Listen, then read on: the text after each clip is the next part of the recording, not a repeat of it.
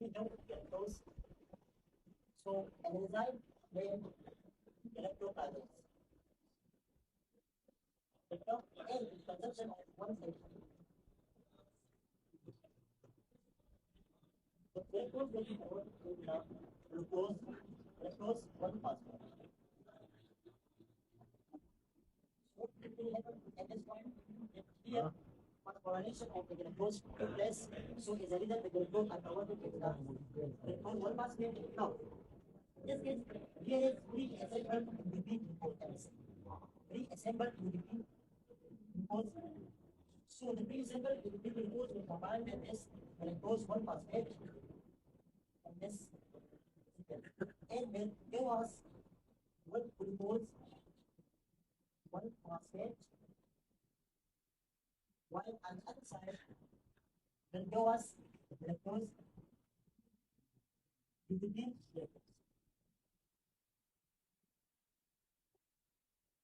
And in this case, the enzyme name is galactose 1-phosphate enzyme transferase. And the critical is of this enzyme, that when this enzyme is absent, so the condition will called galactosemia, and as a result, there will be donation of galactose 1-phosphate in the cell, like in the liver, brain, kidney, islands, which will lead to the mental retardation and Alzheimer. Initially, the galactose 1-phosphate will be converted into glyceride tool, and then it results in mental retardation in case of brain. In case of liver, it will cause liver cirrhosis. In case of islands, it will cause cataract. Now, UDP galactose will be furtherly again converted into the UDP glucose.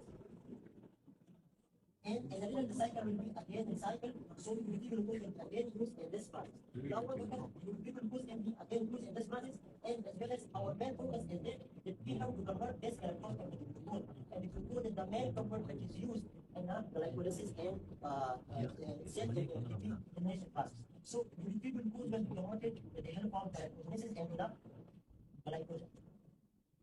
And the glycogen will be further converted with the help of glycogenolysis into the glucose 6-phosphate. And then glucose 6-phosphate will be finally converted into the. So this is the whole cycle of the galactose metabolism. I hope all of you